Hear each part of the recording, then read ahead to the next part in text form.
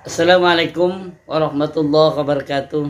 Anak-anakku kelas 6 yang Pak Guru sayangi, alhamdulillah pada pagi hari ini kita semuanya diberikan kesehatan oleh Allah Subhanahu wa taala sehingga kita pada hari ini bisa beraktivitas.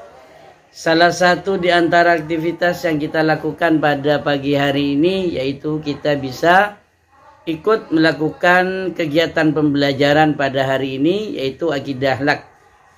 Dan untuk lebih barokahnya, mari kita mulai pembelajaran akidah akhlak pada hari ini dengan ucapan Bismillahirrahmanirrahim.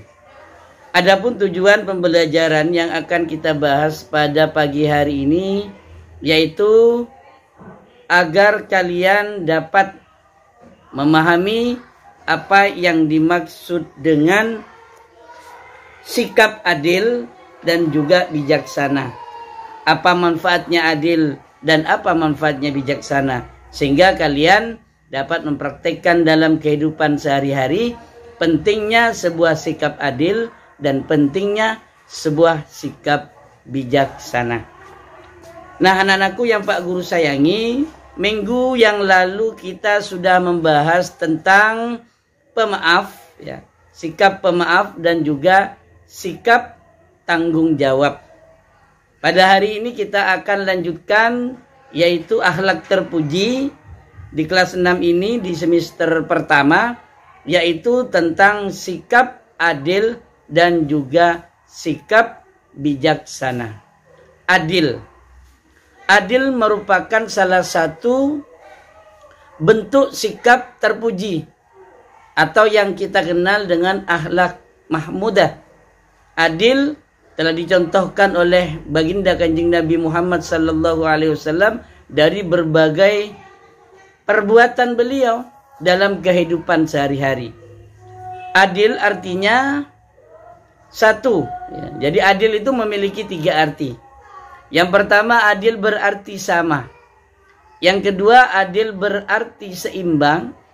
Yang ketiga, adil berarti menempatkan sesuatu pada tempatnya. Itu yang dimaksud dengan adil.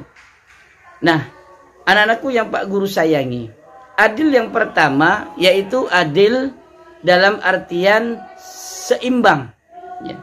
Seimbang artinya kita tidak berat sebelah, kita tidak pandang bulu ketika kita berbuat adil. Tentunya kita akan membela yang benar, ya, tidak mungkin kita membela yang salah. Walaupun teman kita yang melakukan perbuatan salah, maka tidak mungkin kita bela. Dan walaupun orang lain tapi dia yang benar, maka kita akan bela orang lain karena itu adalah kebenaran. Itu yang dimaksud dengan adil berarti seimbang. Artinya tidak berat sebelah. Yang benar kita benarkan, yang salah kita salahkan. Itu yang dimaksud dengan adil berarti seimbang. Kemudian adil juga yang kita artikan yaitu sama. Kita tidak mungkin membeda-bedakan antara teman. Ada teman dari anak orang kaya, ada teman juga dari anak orang miskin harta, ada juga teman yaitu anak pengusaha, ada juga teman anak rakyat biasa. Nah, dan kita sebagai orang yang memiliki sikap adil, maka kita tidak boleh membeda-bedakan teman kalian. Kita tidak boleh membeda-bedakan teman kita. Apakah teman kita itu anak kaya, orang kaya, ataupun anak orang miskin? Apakah teman kita itu anak rakyat biasa ataupun anak seorang penguasa atau pengusaha? Itu yang dimaksud dengan adil yang berarti sama, tidak membeda-bedakan teman karena status sosial saja. Kemudian yang ketiga, adil yang berarti menempatkan segala sesuatu pada tempatnya. Arti adil menempatkan sesuatu pada tempatnya, ya kita lakukan perbuatan baik. Contoh misalnya membuang sampah pada tempatnya. Ini yang dimaksud dengan adil yang berarti menempatkan segala sesuatu pada tempatnya. Sepatu tempatnya di rak, ya di rak. Sepatu tempatnya di kaki, ya jangan di kalung. Atau jangan sampai ada di kepala. Jadi itu yang dimaksud dengan adil, menempatkan segala sesuatu pada tempatnya. Ya, kita memposisikan diri kita sebagai manusia makhluk yang lemah, maka kita tidak boleh sombong. Itu termasuk perbuatan adil. Yang menempatkan sesuatu pada tempatnya. Kemudian kita sebagai siswa, maka kita mendapatkan kewajiban untuk mengikuti peraturan madrasah, untuk mengerjakan apa yang menjadi tugas gurunya, baik tugas sekolah ataupun tugas di rumah. Maka ini termasuk menempatkan segala sesuatu pada tempatnya. Ya, kita memposisikan diri kita. Kalau kita sebagai siswa, maka ikuti apa yang menjadi peraturan siswa. Dan kita sebagai guru, maka posisikan kita sebagai guru. Ini namanya menempatkan sesuatu pada tempatnya. Jadi setiap perbuatan baik yang kita lakukan berarti ini merupakan sikap adil. Adil kepada diri kita sendiri, adil kepada orang lain. Ya.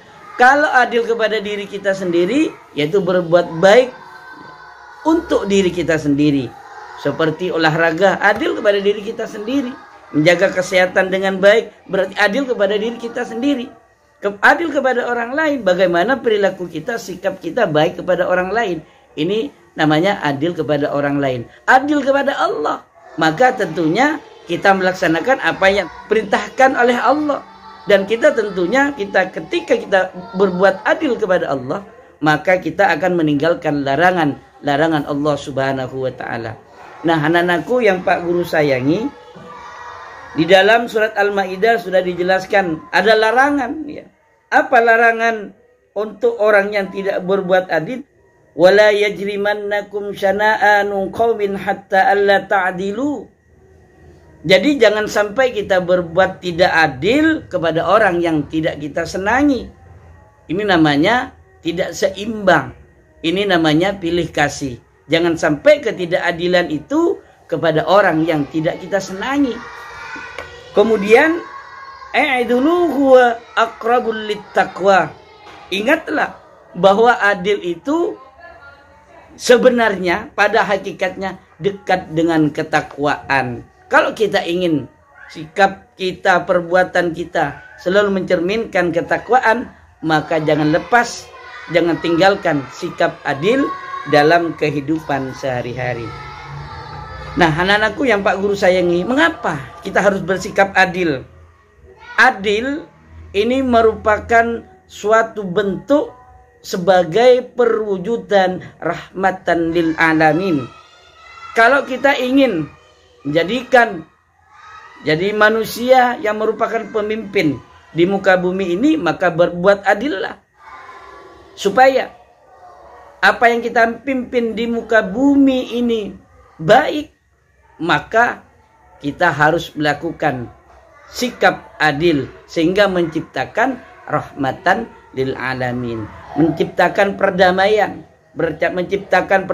dalam diri kita dan juga menciptakan perdamaian untuk orang lain. Itulah pentingnya mengapa kita harus bersikap adil. Dan di buku paket di situ halaman 50 juga banyak sudah dijelaskan tentang manfaat bersikap adil, mendapatkan ridho Allah, memperoleh keberkahan hidup, kebahagiaan hidup, banyak teman dan lain sebagainya.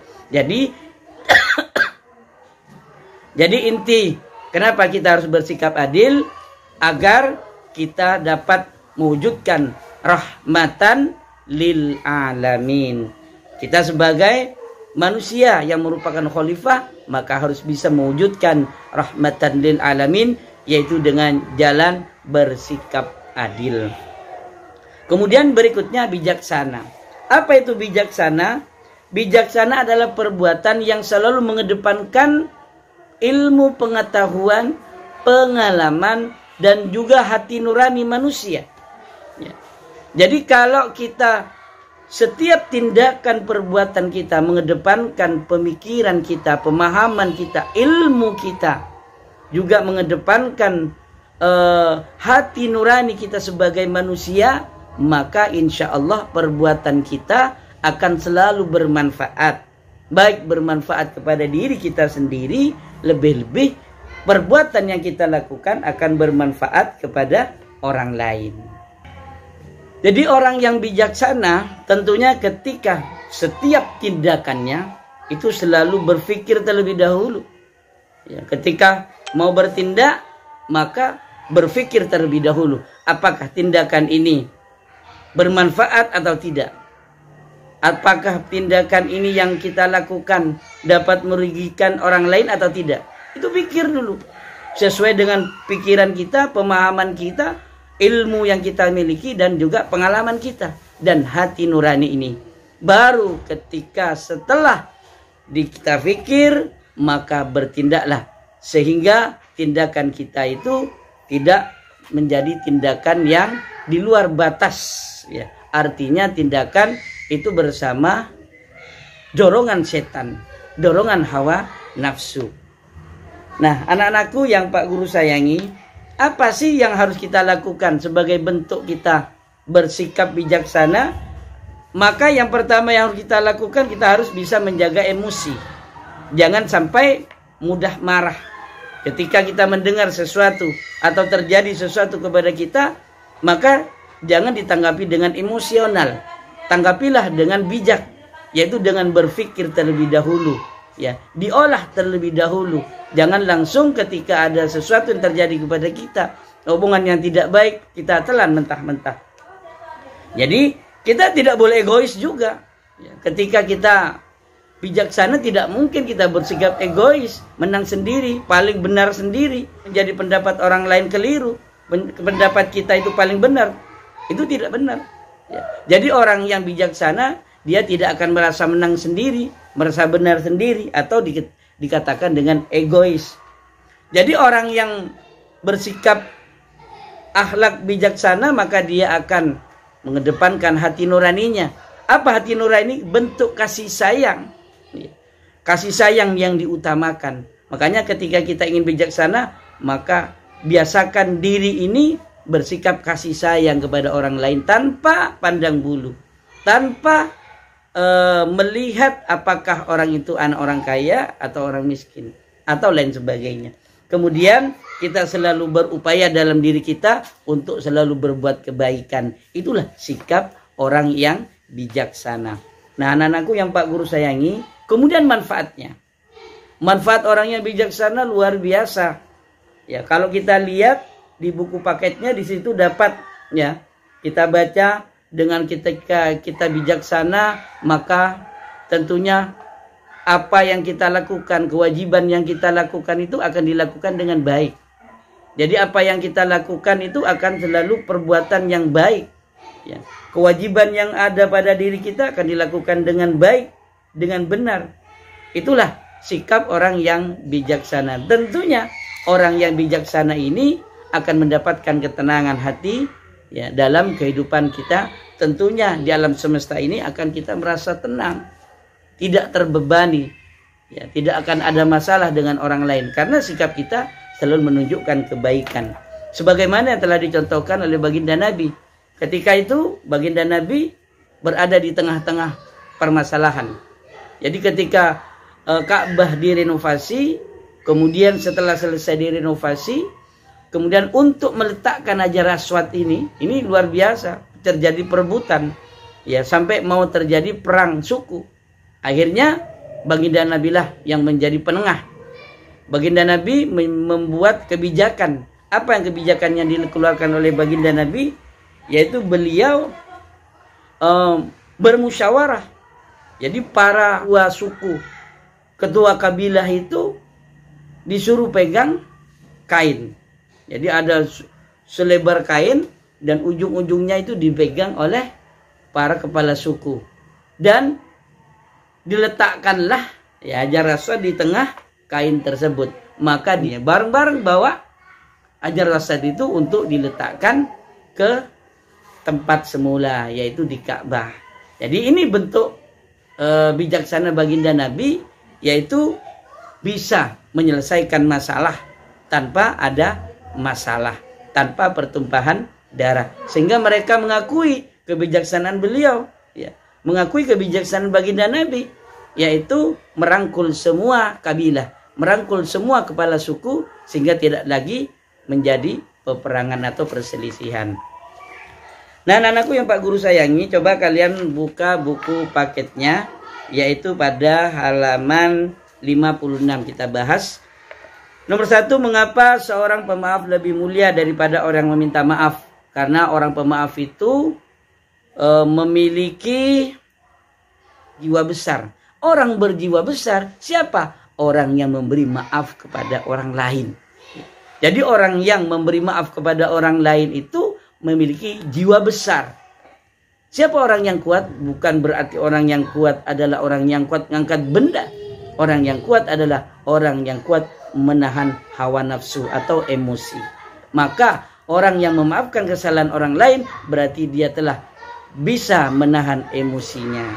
Kemudian nomor 2, tuliskan dalil nakli tentang kewajiban kita bertanggung jawab terhadap perbuatan yang kita kerjakan. Coba kalian lihat pada halaman di dalam surat Al-Mudassir, kullu nafsin bima kasabat rahina.